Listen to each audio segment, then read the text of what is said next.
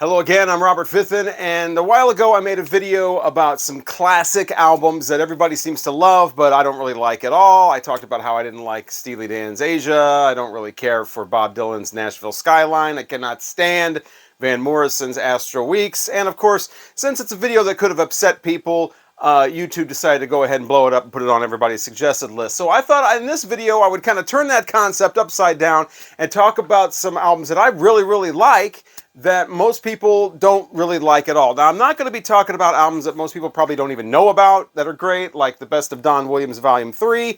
I'm not going to talk about kind of overlooked albums that are excellent, like the debut from the Georgia Satellites. I'm talking about albums that have been critically panned, people in YouTube vinyl community videos going off on talking about how they're awful, but I really like them. Such as the debut from the German band Accept, called Accept. This is from 1979. I really like this. A lot of people say it's unfocused and it's not real heavy metal. That's one of the things I love about some of these debut albums, is they are kind of unfocused and people trying out different things, trying to get their footing, trying to find their right sound. And as far as the heavy metal thing, I like the heavy metal albums that are early where, you know, it's like before the rules start coming in. Like, you can't do this in a heavy metal album. You can't have this sound. You can't sound like that. That's not metal. I love the early stuff, and this got some metal in it, but it's mostly a lot of hard rock. Even has a few like disco touches with like clip cymbals and stuff like that. It is 1979, but it's a great album. It's a lot of fun on here. Lady Lou starts it off. It's got this really cool basic guitar riff that I really like. Tired of Me, Udo's still got the German accent really thick. He's got my back against the wall, and then he says it's nothing at all. So the TH in the nothing is fine for some reason. But anyway, a lot of great fun stuff on here. They kind of have an early Scorpions music sound on some of the tracks, like Hell Driver. And the last track, Street Fighter, is just basic, you know, just foolishness with them being in a gang and talking about, we hate you, just really elementary kind of lyrics, but I think it's a lot of fun. A lot of people do not like this, and you know, it's not balls to the wall, it's not Metal Heart, but it is a fun album, the early one from Accept here, and I love the cover art too, with the woman that looks like Mary Warnoff with the huge ass chainsaw, guys on the back looking like they just came back from like a European dance club. Accept's first album. Speaking of German bands, early stuff, Scorpions, Fly to the Rainbow, just like the shirt. A lot of people don't care for this one, say the same thing. It's unfocused and all over the place. Again, one of the reasons I really like it. I think it's got a lot of interesting sounds on here that don't sound a lot like their later stuff. And speaking of not sounding like their later stuff, they've got different members on this album too, especially the drummer particularly. His name is Jürgen Rosenthal, and he's later with bands like Eloy. His drumming style is so manic and just so, he uses every drum on the kit like every 15 seconds. He is just a wild drummer, and I love it. I mean, for the song Speedy's Coming alone, this is a great album, but it's got a lot of cool tunes on here. Some not so great, but it's definitely not a bad album. It's not terrible. A lot of people do not like this at all, but I really like the Scorpions' second album called Fly to the Rainbow. The cover art on this, however, yeah, okay, it leaves a little bit to be desired, but especially the back cover. But yeah, like this album from the Scorpions. Stevie Ray Vaughan and Jimmy Vaughan, the Vaughan Brothers with Family Style from 1990. When this first came out, the reviews were pretty bad. I think there's been some revisionist reviews at this point, but I really like it. They complained it was too basic sounding. It was kind of general. It didn't really live up to Stevie Ray Vaughan standards. Now, is this as good as like Couldn't Stand the Weather or Texas Flood? No, but it's got a sound that is kind of basic, but it's great. It's a lot of fun. It was released just a couple weeks after Stevie Ray Vaughan passed away, so I think it kind of took on a life of its own because of that. It was the last planned album they had after, you know, before all the posthumous stuff starts coming out. And it's just him and his brother just having some fun, I think, you know, being pretty cool. It does not feature Double Trouble. It's got some studio musicians in there, but they're competent, you know. And speaking of competence, people do not like Jimmy Vaughan's vocals, talking about how they're awful. I don't think they're awful at all. He just basically sounds like your general blues rock vocalist. He's not trying to stretch his voice out to limits beyond his reach. You know, he sounds pretty cool. It's all right. He's not Stevie Ray Vaughan, but it's two brothers. They're not trying to upstage each other. They're not trying to prove anything. It basically sounds like these guys having some fun on the weekend. You know, if Couldn't Stand the Weather is going to work and really putting it to it, this is just kind of having some fun on the weekend. You can play this at the cookout or at the bar. I doubt anybody's going to ask you to turn it off. It does have one song on here, though, called Mama Said, that's really super monotonous. But some decent stuff on here, some decent instrumentals. Are they Rude Mood or Lenny? No, but, you know, it's fun. It's cool. The Vaughn Brothers and Family Style. Great song on here called TikTok that might have sounded trite otherwise, talking about how, you know, you live for today, you never know what tomorrow's going to bring. But after Stevie Ray Vaughan's death, it kind of became like a prophetic kind of song. Like, yeah, well, there you go. But great tunes on here. And just a fun album. Nothing mind-blowing. It shouldn't be anybody's introduction to Stevie Ray Vaughan. But it's nice. It's decent. I like it. A lot of people absolutely did not. I think it's better than Soul to Soul, at least. Rolling Stones, Undercover. Here's one where people absolutely despise this album. I think it's great. A lot of great songs on here, especially the opening track, Undercover of the Night, the big single. What a lot of energy, a lot of danger. That's the violent Rolling Stones are back. You know, the video for this, especially where Keith Richards has got a bag over Mick Jagger's head and shooting him in the back, you know, and knocking him off the bridge. It was banned from MTV, that scene, and they had to remake the video with just a performance video. But yeah, dangerous Rolling Stones on Undercover of the Night. Super great. I mean, it does have the 80s percussion, but it's got a real pumping sound to it. I love Undercover, and I would definitely put that in my top 15 Rolling Stones song. I love the way that they were able to, you know, kind of adapt their sound for the 80s, but still be the Rolling Stones for that. She Was Hot, another awesome song, I think, with another great music video with Anita Morris in it. You remember her? Unfortunately, she's passed away, but she was great in movies. I loved seeing her in movies, especially Ruthless People. That was my favorite with Anita Morris, but she is great in the music video.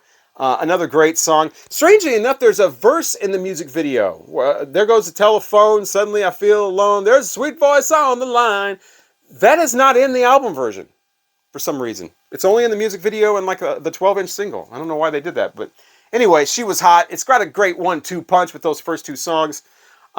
Keith's got a neat song on here. Cool Keith song, Wanna Hold You. And Too Much Blood is like they always got the dance song, almost like the disco song around these times. Miss You and Emotional Rescue. On here, it's Too Much Blood, which over-the-top lyrics talking about officer and gentleman, so it's really kind of dated, but it's a fun song, and the video's got blood everywhere and whatever. But yeah, I really like this album. It's got some, you know, not so great songs in here. A lot of side two, like Pretty Beat Up and Too Tough and All the Way Down. Not great. It's Rolling Stones, I think, trying a little too desperate to be raunchy at this point, which I love some raunchy Rolling Stones. I love Star Star and Let It Bleed, songs like that. But on here, it just sounds almost like they're trying too hard on some of these songs on side two. It Must Be Hell's okay. But yeah, great album from the Rolling Stones. Cover art is awful. I will give the critics that. This cover art is terrible. I love the jokes they play here, like putting stickers here, and you think that you're going to buy the album and peel these stickers off. See some pussy. No, you peel this sticker off and you just get another sticker under it, you know, which is actually on the album. That's a pretty clever joke. But yeah, a lot of people would say, no, Tattoo You is their last great album. No, Some Girls is their last great album. Oh, no. Some people will be like, oh, no, 12 by 5 is their only good album. You're going to have people like that. It's going to happen. Nothing you can do about it. But I would say this is probably their last great album. Rolling Stones and Undercover. Really like this. Now, is this album better than like Steely Dan Asia? Absolutely. Yes, definitely. As are all of these albums, including The Cure, The Top. Really like this album. I put this in my top 5 Cure albums. Most people would not. They don't like this. I think one of the reasons is because this is basically Robert Smith with a lot of studio musicians. It's not really The Cure. I mean, the Cure members of The Cure kind of come in and out, but this is right around the time he's working with Susie and the Banshees a lot. But I really like this. It's Robert Smith not being quite so melancholy and kind of slow and droning songs. This is like more like Robert Smith being maniacal and just frantic and freaking out on a lot of these songs, like Give Me It, where he's like, get your fingers out of my hand, I can't breathe, I'm choking, or, you know, whatever. And, you know, great stuff. He's not quite so, you know, frantic on all the songs. In fact, Wailing Wall, he's not wailing on that one, but The Caterpillar is the single. It's great where he's like, you know, falling and filling up my hopeless heart. Oh, dust my lemon lumps. I can't sing like Robert Smith, but I can just imagine him going around the house, freaking out, dusting off lemons and limes, and yeah, it's good stuff. Banana Fishbone's got like a really different musical sound to it. He's got a really different kind of vocal where he's like got his voice down here and it sounds kind of like militant and whatever. And speaking of that, there's like a marching kind of toy marching song on here. Talk about the hard toys on the world. But yeah, The Top from The Cure. I really like this album. A lot of people do not like this album at all. New York Dolls. I've heard several people say the New York Dolls have one good album, and that's the debut. I like Too Much Too Soon just as much. I mean, I think this is just as good as the debut. It's even got a fuller, kind of richer sound with a lot of bass in it that the debut doesn't have. But I love the debut. I love this one. I love them both. They're still having fun on here with songs like Who Are the Mystery Girls and Bad Detective. Yeah, Chatterbox.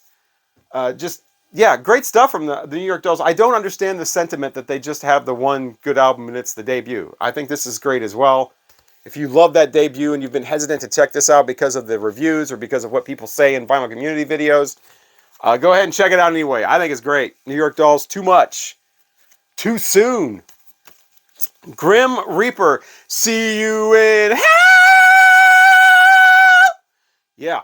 Steve Grimmett is the singer, unfortunately. He's another one that's passed away. I think just this year. That's where you get the Grim Reaper from. Super cheesy 80s metal cover art, but I love it. The back actually kind of looks more like an independent metal album. This is actually on RCA. Very professionally done. Yeah, a lot of people, that's what they want. They complain it's too cheesy and whatever. Beavis and Butthead even made fun of it on their show. But the first song is kind of over the top with, I'll make you an offer! You can't refuse! But I think it's great. And then you start listening and you get into like song 3 and 4 and you're like, wait a minute, this band is like for real. These guys got some serious chops. And it's, like I said, professionally recorded. It sounds great. It's not just super... I would rather hear this than Merciful Fate any day of the week. But yeah, great cover art there, right from the 80s. Great music on here, well done. And it's got a lot of super cheesy lyrics, but I love that. And yeah, I really like this album. A lot of people think it's just, I don't know, cheese or whatever, kind of dismiss it, but I really like Grim Reaper, See You in Hell. And that leads us to the final one, Dr. Hook. I'm showing sloppy seconds here, but really it could be any Dr. Hook album. I love it. Super sleazy guys, drugged out rockers, and they're just always singing nasty songs about penicillin penny and stuff like that, and freaking at the Freakers Ball. These guys are just very, very entertaining. A lot of people do not like Dr. Hook. That goes out to Paul and the gang at the As It Should Be channel. They're not fans of Dr. Hook. That's fine. I really like Dr. Hook. I even like their Capitol stuff from later on when they went all soft rock and teamed up with Even Stevens, the co-writer for the Eddie Rabbitt songs. And came out with like When You're in Love with a Beautiful Woman and Sharing the Night Together and these soft rock.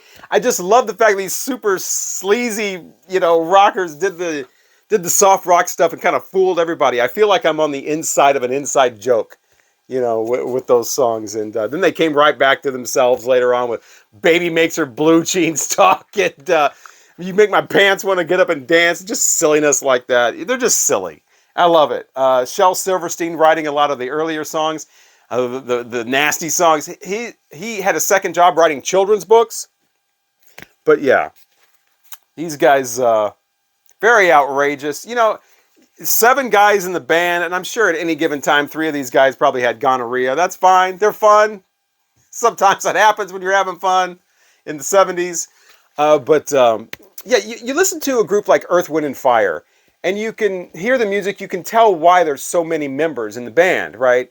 I listen to Dr. Hook, I have no idea why there's 7 people here. I don't know what all these 7 people are doing, but apparently they were very necessary, very over the top, very excessive with seven different people. But I like it, very, very fun, I think. Dr. Hook and The Medicine Show sometimes. And yeah, any album will do. This one, the first one, Belly Up, any of the Capitol ones. Capitol ones are kind of cheesy with the soft rock, but if you're in on the joke, it can be fun. But yeah, Dr. Hook.